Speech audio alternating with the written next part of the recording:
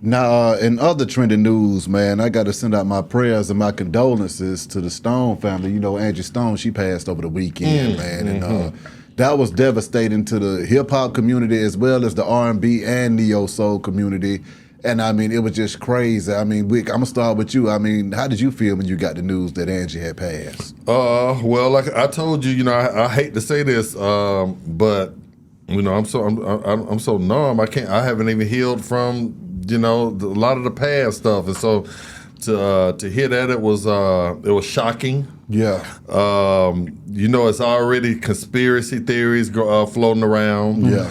I feel like we lost we lost a sound. Yeah. It's a sound that Stone, you know what I'm saying, that Erykah Badu, Stone, they Neo have this soul. that you understand what I'm saying? Yeah. It's a part of the fabric of us. That's right. So I feel like, a piece of us has died with her. You know what I'm saying? Because everybody can't do that. That's right. They can't give you that feeling, that nostalgia. Come on. So I know, I've kicked it, a couple of times, publicly with Miss Stone, but I know it hurt you a little bit more as we talked because y'all did work together. Yeah. But it's it's a music industry talent that passed, and any great talent in the music industry I'm gonna feel because I'm a musical vessel. Yeah. You see what I'm saying? So that's kind of, I want to give condolences to the family. Yeah.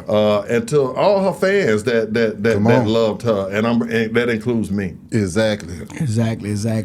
Hey, what messed me up, man, I talked with Lucky, Tyler Perry cousin.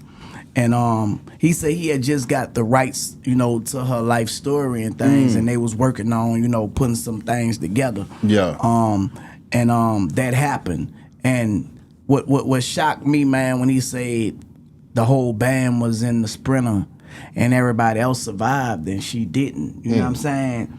And it brought me back to Left Eye, not to open up no old wounds or nothing with that, but and it happened around the same time when Left Eye was, exposing some things and saying some things, and it be either a coincidence, bro, or something is really going on, you know what I'm saying? But only God knows, man, And if it is, man, I hate that for her and her family, you know what I'm saying? But it's like, damn, we can't speak our truth, you feel me? We can't say what it is when people are doing us things, you know what I'm saying? Without having consequences they have to suffer, without being silenced. I was watching something last night about Mike, about Prince, and it make you wonder, like, damn, is something really going on, or they want us to be like we are crazy or something? And people be scared to like speak out, bro, you know what I'm saying? And you know what I'm saying, I just feel like, man,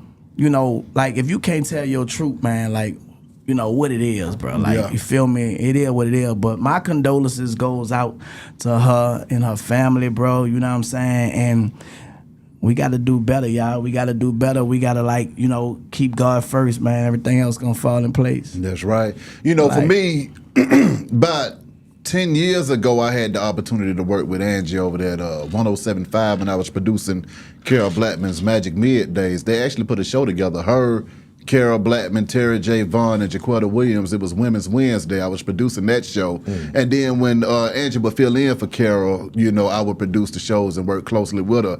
And during those days and during those times, people like Angie are rare and few in between. Another lady that kind of reminds me of an Angie Stone energy is Nikki Gilbert. The kind of women that stand up to power, stand up for black brothers. I mean, Angie did give us the song, the only song that saluted us and loved us as black men out here. So, I mean, that's what hurts the most, because the person that sang the song that really was a tribute to you as a black man is gone now. So we'll never get a chance to hear that from her beautiful voice ever again. So that's devastating. But also just somebody that was willing to stand up and speak the truth to power.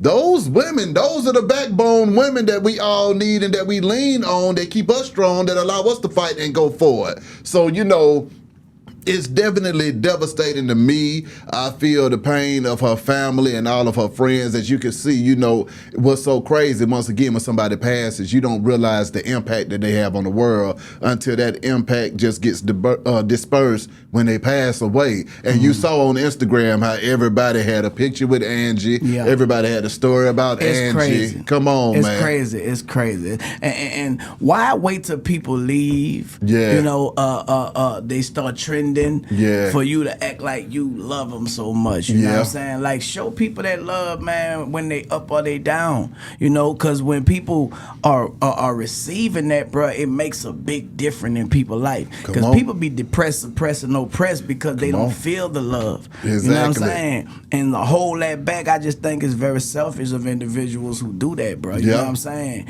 It make me, if I had a picture, I wouldn't even want to post it because I would want to seem like I'm fake. If I did had a picture and we wasn't in communication, I wouldn't even post it, bro, because, you know, we didn't communicate like that, you know, but everybody don't think that way. Come on, man. And once again, you know, I just feel bad for the family and stuff like that because she was definitely a genuine woman, the type of person that, I mean, Noah was the lover, and I just feel like, you know what, we lost another great one too soon once again. So with that being said, y'all hit the comments, show some love to Angie and her family, and get in here with. Before you wrap it up, I do want to, when I said about the conspiracy theory, and he brought up Left Eye. Yeah. And I was around that situation with Dre. You know, you know how me and Dre are. Yeah.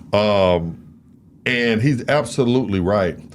I want to say that I feel like the record industry has bestowed an atrocity upon artists from the 70s to 80s to 90s, black artists. And they do go through a lot of depression because a lot of our music was stolen. I told you they have these little fake unions out now. A lot of these big time rappers did these puffs when they was out in the 50s and this and that. These are the things that we need to put together, come together and go back and get money for everybody. Like they have a players union in football and basketball, and that players union is there to make sure that these athletes are not getting ripped off and what they're gonna do after the music. We don't really have that in place. You understand what I'm saying? For mental illness, from you know, doing these concerts and being on the road, missing your family.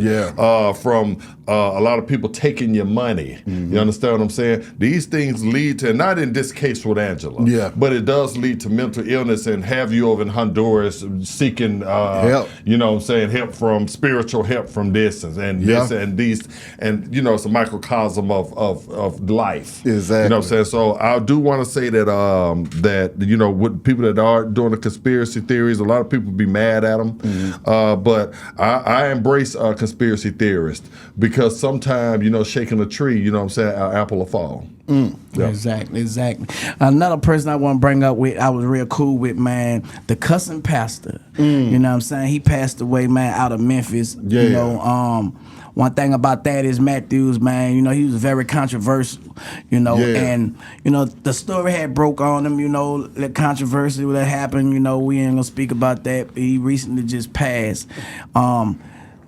People do good and people don't speak about the good things that they do. And I was talking to my father-in-law, you know, in Memphis, and he was bringing that up, how this man, you know, buying people out of jail, how he do for single parents and do for the kids and do all these things, but people want to highlight the bad on people all the time. You feel me? Like, man, we got to stop doing that amongst us. You know what I'm saying? Because you don't see other races doing it. You don't, you know, I hate to make it a black and other race thing, but bro, we have to stick together. Like they were saying, well, we need to come together and today we not gonna buy nothing but from black people. I say, man, I'm buying, matter of fact, they buying everything from us today and I'm buying everything from them tomorrow, man. Fuck what y'all talking about, because until we come together and stick together and say we gonna stop black on black crime, then I ride with the black on black, whatever statistics or statics, whatever y'all got going on, you know what I'm saying? Right. But yeah, bro, like condolences to